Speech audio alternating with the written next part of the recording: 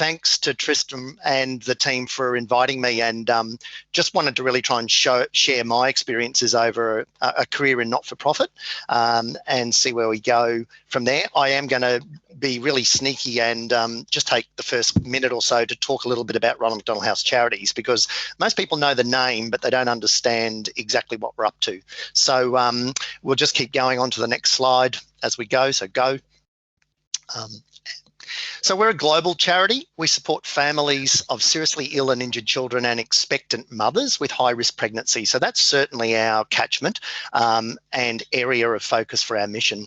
It was created in the United States in 1974. And interestingly, people think it was McDonald's that started it, but was a partnership between the Philadelphia Eagles NFL football team, who had one of their players at the time have a daughter diagnosed with leukemia.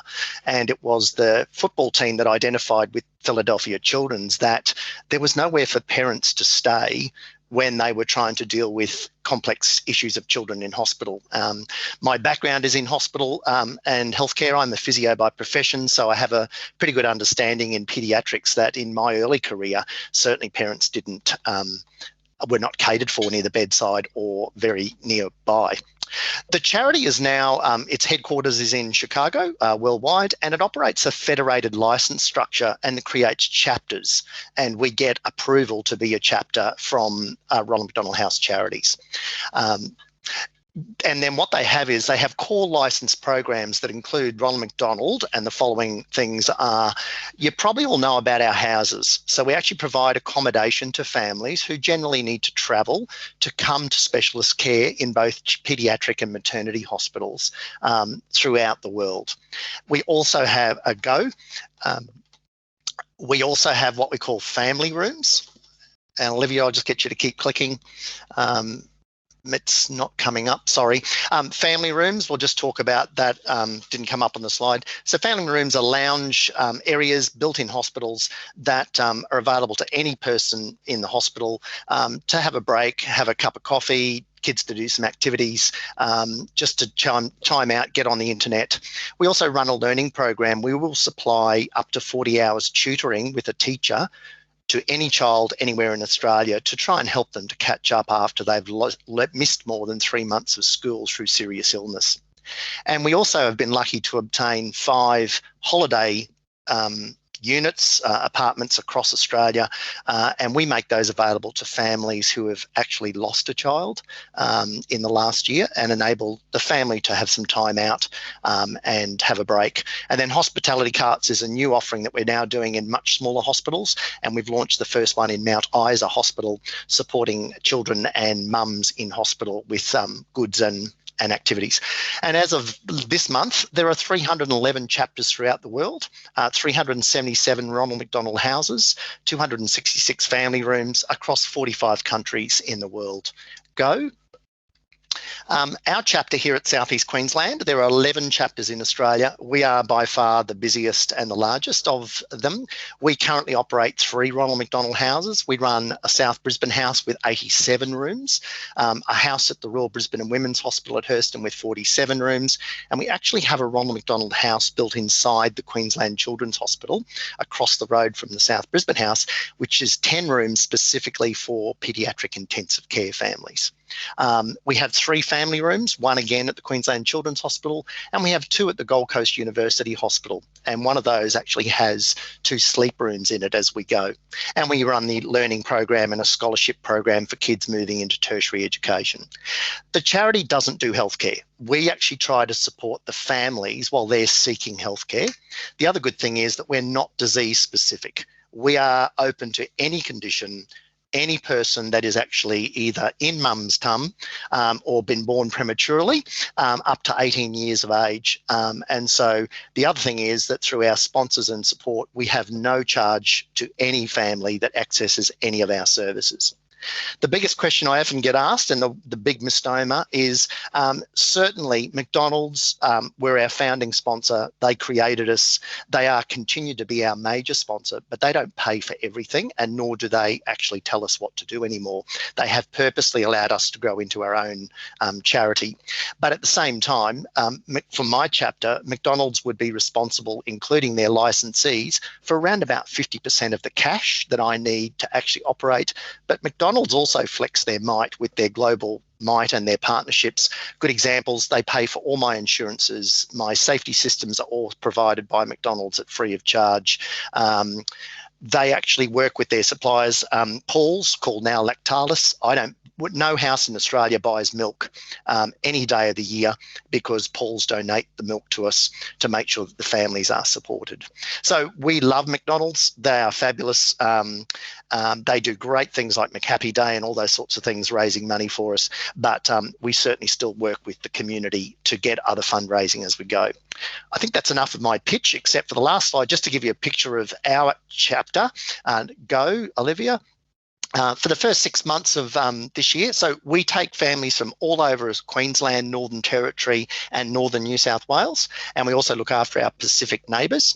And in the first 6 months of this year, our chapter, just here in Southeast Queensland, we've looked after 2,600 families staying at our house. They've stayed an equivalent of 17,500 bed nights.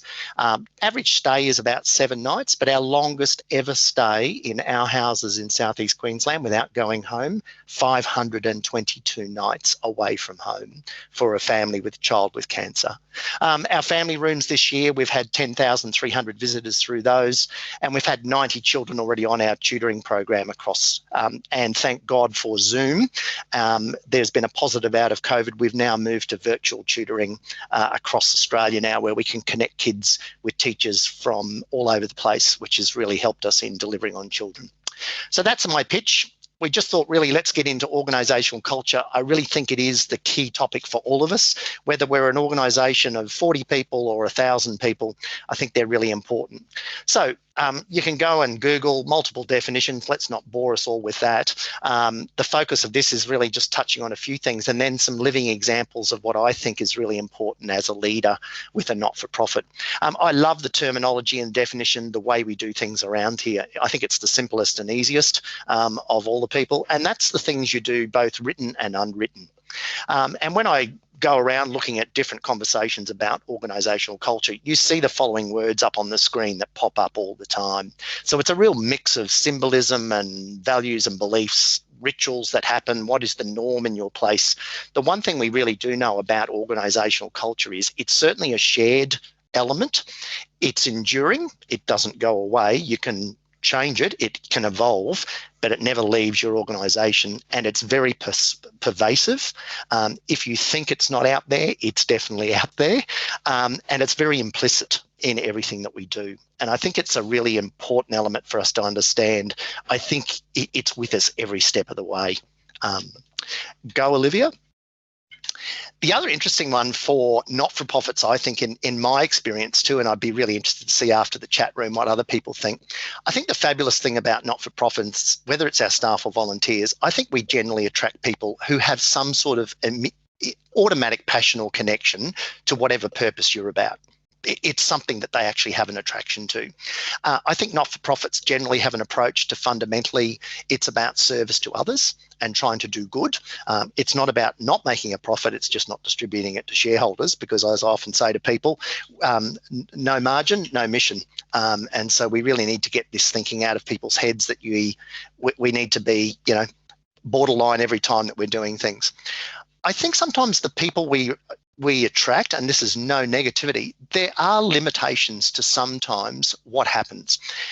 When you have to have a difficult conversation, when you really want to talk about culture and behaviour that actually isn't going well, sometimes people can feel quite aggrieved because I'm donating my time, I'm here for the good of people, I go the extra mile. But sometimes I think it has a problematic element to it because people can overstep the mark and then start doing things that are not in line with culture and can create a range of other difficulties that occur. And I've certainly been challenged in my experience in not-for-profits when I've actually challenged people's behaviours and dealing with difficult conversations. They've often challenged me of that's not very mission-based, and I often talk about, well, I think it's very important we do it because this is an honest and respectful conversation to ensure that we are actually delivering on our mission. So I'll be interested to see what other people think, but I think it has a little two-edged sword. Our staff and volleys come with great passion, great commitment, but sometimes it can get in the way of what we're trying to do. We all struggle with that funding limitation. We're often signing contracts with limited funding, and so it's very hard at times to give longevity to programs and what you're doing, and so that can influence your cultural approach. And I think we've taken the approach here at Ronald McDonald House Charities because we have about, in my organisation, I have about 40 staff and about 200 volunteers that work with us in delivering our services. We've actually come to the model that says there is really no difference to the expectations of the behaviour and culture of a volunteer as it is to a staff member. But sometimes we need to be a little bit more responsive to the volunteer, that they've got more limited time and they are making a free commitment to us. And so sometimes we have to make those cultural experiences and learnings for them a bit easier to get.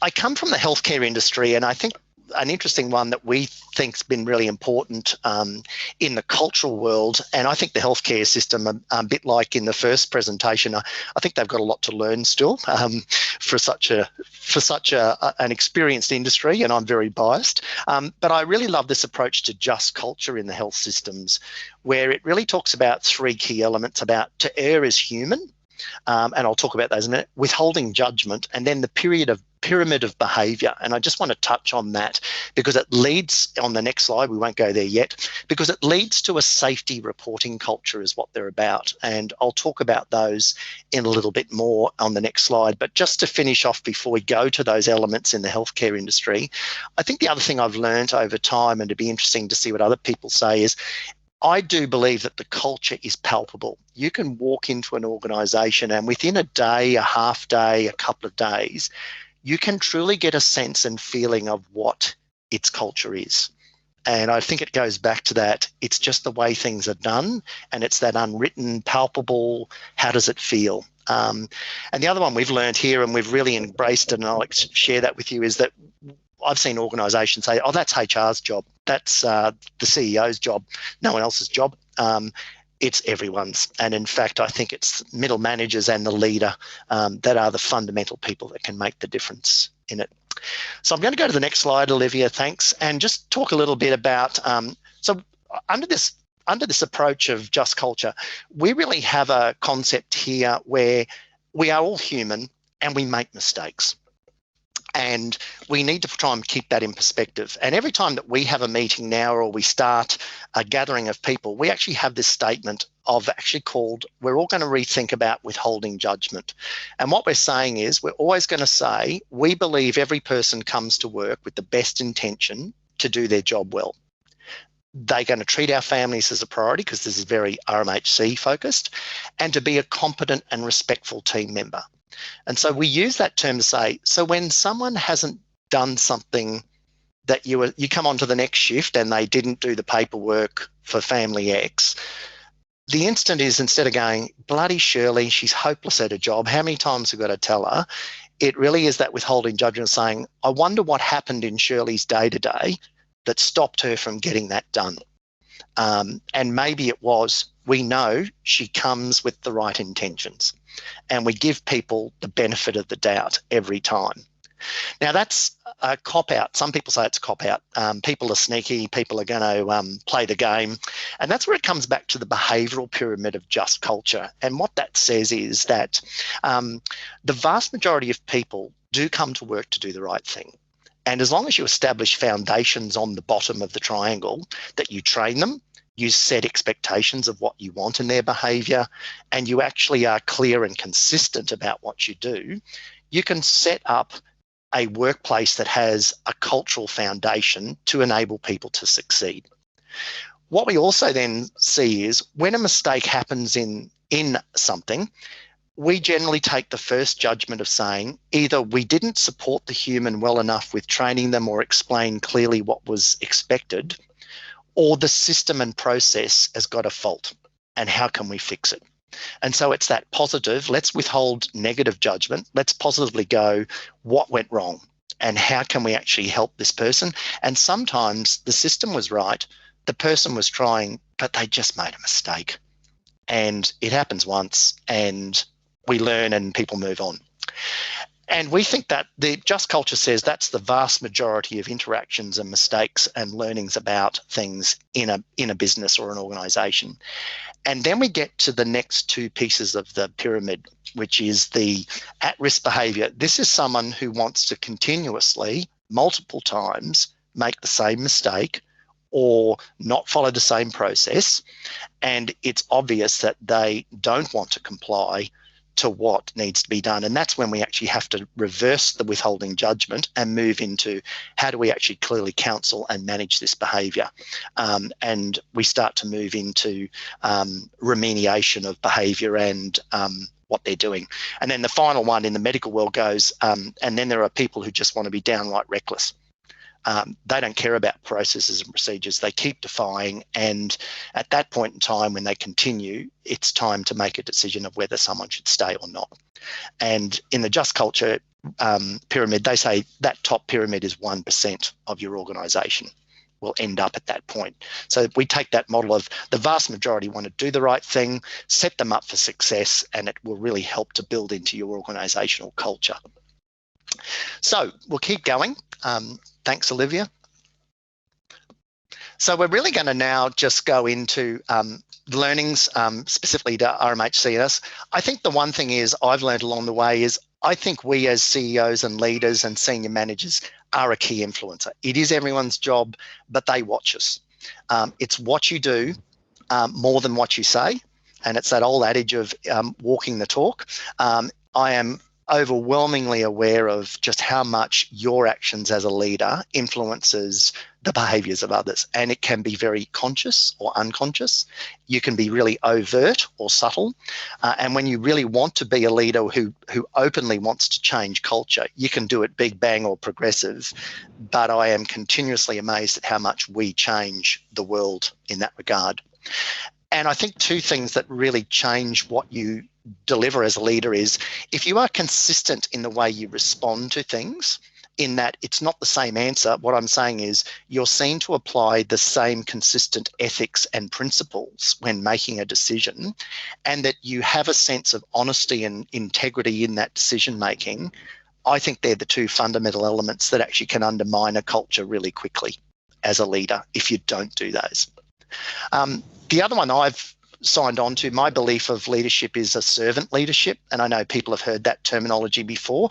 So servant leadership is really about, I see my role as actually enabling other people to do their work. And I'm here to make everybody else's job work a bit better. It's not about me. And one of the things I've seen just over the last recent times of joining RMHC in the last 3 years is a few living examples that I think I've been able to influence a bit of culture change as we go. I was in one of our houses, I was the only person with a dedicated car park. Everybody else had to find parking. My position was given a car park, and we had guests and families missing out on car parks who were driving. So I handed back my car park. I needed to be no different to any other staff member, and we needed to be here for the families. Back to that withhold judgment. It was all about what was best for the families. And I was amazed at how much of a difference that made in just sending that message to people. I had a locked away office up on one of the higher floors and wasn't in the general circulation. Very quickly, I moved to open plan work desk, hot desking with the rest of the team. What it did for me fabulously is I heard and saw what was going on. I could palpably feel the culture. I knew what was happening, and they were having an opportunity to interact with me, and I thought that was fabulous. One of the great things of RMHC is that we actually have a saying here. Families don't stay in our office, we live in their house. We work in their house, and that's true. All of our staff work within our facilities, and so we run into our families every day. So walking between meetings and going to see somewhere, I'll run into 2 or 3 families. And so it just keeps us grounded and focused on what we're about. And I think there's nothing more than that living and breathing every day of what it is that we're about, and that reminder. I tend to find sometimes corporate offices can lose sight of the true mission. And I think it's really good if you have that diversified structure. It'd be great for you to get back out and about. The cot build's a funny one. We were in the lockdown in January. This is a bit of an anecdote. We were in lockdown, but it certainly didn't stop critical kids turning up on our doorstep. And we had our busiest day of babies, would you believe, during lockdown. And we ran out of cots that were already built and made, and we had this influx of kids. I had 3 people being isolating for a COVID test, and we lost our main maintenance person, and we needed to put kit packs of 3 cots together to make sure 3 new babies could sleep the night. And there was no one left except me. So I was the highest paid cot maker for that morning. I lost a few Allen keys. God, I hate them. But it was great for the staff to see that we just pitched in, got it done. And it was all again about, at least we knew that 3 or more babies were going to have a nice, safe cot to sleep in that night. And I was no better than anyone else than getting off my bum and getting in and putting the cots together. And again, we just keep that focus on what else can we do to improve our families. They're real things. I keep having that conversation. What else can we do with our staff to generate that culture of rethinking and always wanting to improve?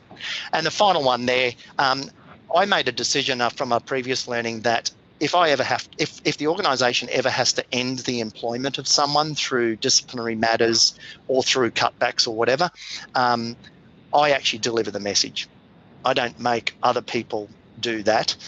In our organisation, my managers are involved in it. But if we have to make that very terrible, hard decision that someone needs to go, I think the boss has to actually deliver that message. So they're my little examples of how I've really tried to do living experiences as we've gone. Thanks, Olivia. We'll keep going forward. It's bouncing around a bit, but we'll get there. I've just mucked this up on her. So she's just trying to get through the slides and keep going because we're nearly there. A few examples as well. Here we are. So we have a set of values we established in our organisation. We actually developed it with input from everyone. So we actually have a core statement of what the values of our organisation are, and we embed them in everything that we do. It's in every position description. It's actually at the front of meetings. It's part of business cases. It's always referenced.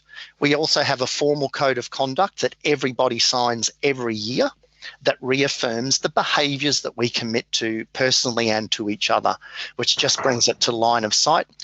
We also think that reward and recognition is really important, no matter how small it is.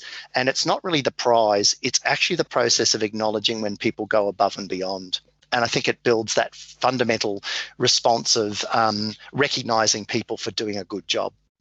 It's not, and the other thing that we've really brought in over the last couple of years is we now have a requirement for 100% performance development planning for every staff member every year, and it's part of a manager's KPI that you will deliver it. This is not about performance management. This is about planning the development of someone for the year coming, and how do we positively deliver on it so that they know that they're delivering strategically and to their key job requirements, and how are we developing them for the future. And we've really got ahead there, and we are actually achieving our milestone for the first time after 2.5 years of launching that as we go. And the other part of that one is that we clearly got the message from people when people are not doing a good job, when people do need to be judged, when people are reckless or want to continue to act recklessly, we need to manage their performance and their behaviour. And they want a process that's very clear, it's confidential, but it holds people to account. And we've certainly made it really clear that every person in the organisation now understands how we have conversations with people about improving. And I think that's taking us a long way forward. Thanks, Olivia. Last couple. So there's our values. We try and capture it in one page, and we actually describe behaviours and actions below those words. And so this is on every desk, it's in the staff room, it's part of our build-up, and it just keeps us reminded about what we're doing. And it looks different for each different organisation, but I think it's a real fundamental to reaffirm what are the values that relate to how you will treat each other. We also, next slide, thanks Olivia, go. So we have reward and recognition as well. Just wait for it to pop. So at our quarterly, we have monthly all staff meetings, thank God for Teams and Zoom. And we do the Emmy Awards where people get to nominate their colleagues, whether they're volunteers or staff members. And we then announce who is that person. I make the final selection as the final arbiter, but it is nominated by the staff and volunteers. And it's a very small gift, but boy, it actually is a great celebration of when people go that extra mile. Go, Olivia. And the other one that I really think is a key, if you're not already doing it, I think we need to understand what our customers and staff really think. And I think surveying and formal feedback is really critical. I think it's a must. And I've got a few little ones on that. I think if you're going to do it, you need to read the findings and you actually need to share it back to the audience that told you. So you need to actually see that what they said got read and seen. I think the rule is if you want to do this and you want to ignore their comments, I think it's at our peril. And I've heard many a manager and leader say, that's just their belief, that's their perception, that's not real. It is. That's their reality. And I think CEOs who bother to survey people and then ignore it, you might as well not survey them, because I think you're actually doing a bigger damage to yourself. And when we actually get the clear messages from what the team are telling us, we actually do something about it. We set an action plan each year to address it, and every opportunity we get that we're doing something to respond to it, we go back and refer to, this was what you told us. So we make sure that we're reaffirming that we listen and something happens because of the effort to do that surveying. And we certainly make sure that that surveying is anonymous and done through a third party. The other ones too, I think, is learning and development. I think we've put a bit more money into developing people. They actually appreciate it, and I think it changes the way the culture thinks about themselves. And finally, despite COVID and everything, we've continued with our all staff meetings, because the clear message I get from surveys is you can never communicate enough. And I think taking opportunity where people hear a consistent message is a really important thing. And so there is no excuse for lockdowns and working flexibly and offline, that you can't still have those conversations. And my last slide, you'll be happy. Oh, second last slide. I just thought I'd share with you, happy to share it. Here are our staff engagement results. We do engagement surveys with our volunteers as well. And we also do separate volunteers to our families who use our service. And just a really quick picture there. Happy for these slides to be shared with you all. We're really proud of the fact that we think on the journey that we've been on in the last 3 years, we're moving our dial in the right direction with a lot of those things we've been implementing in the last 3 years. And so we're really happy. Participation rates going up, so it's meaningful responses. We are seeing our engagement go up, and we're seeing our disengagement going down, except COVID was a very interesting year for all of us. We dropped a little there. And the other thing we love about it is people get to write text comments. I read every one of those text comments. As a Chief Executive Officer, I make sure I read every word of those 880 or 574 comments, because I think that's where there's some real gems hidden in the comment. And with our guests, I've just picked some information on our house day families. So the last slide that I'll share, and then I'm throwing it open. So we send a survey to all our families that stay in our houses and use our learning program. And Olivia will just go to the next slide. So we try and survey our families at least twice a year, each individual family twice a year. But we don't try and override them. We send a range of really basic 5 questions, just seeing if Olivia can make that last slide go. And I'll share it with you too. So we ask the question, it's done through SurveyMonkey, so it's really easy. And we generally get around about a 13% return rate. And you have to understand, we're pretty happy with that, because our families are going through a fairly traumatic experience in their life, and sometimes the last thing they want to do is talk about answering a survey when they're trying to deal with the survival or the ongoing management of their children. But we do get about a 92% agreement, really strongly agree on 4 basic questions about, was their experience checking in and checking out great? what was the room and facility standards, were our team respectful and friendly, and of the free texts, we actually analysed how many of them were positive comments and negative comments, and overall we're getting a 92% of all comments are coming in at being strongly agreed and agreed. So I think we're in the right direction. Interestingly, because we offer our services for nothing and they're so grateful off many a time, our families often don't want to tell us what's wrong. They're too appreciative, and so we've got to drag it out of them. And I commonly find myself walking around the house saying, tell me what's wrong, please, because if we don't fix it, we can't make our service any better. So that's a little two-edged sword I think not-for-profits often run to when you're offering services to clients, particularly without cost. That's me at a nutshell. And I just was going to be quiet and hand it back over to comments, or we're going to breakout chat rooms pretty soon, I know as well. So thanks for your time. Hope I didn't teach you all to suck eggs, and thank you for your time.